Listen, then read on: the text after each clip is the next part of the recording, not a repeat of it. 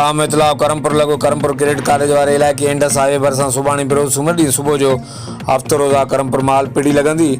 कंदकोट घोसपुर तंगवाणी करमपुर फैज़ुलाड़ो खानपुर शिकारपुर ऐं भरपासे जे मालवंदन ऐं वापारियुनि खे इतला कजे थो त पंहिंजा ढोर ढगी करमपुर मालपीढ़ी में हाणे सुठी रक़म में ख़रीदो फ़रोख्त कंदा।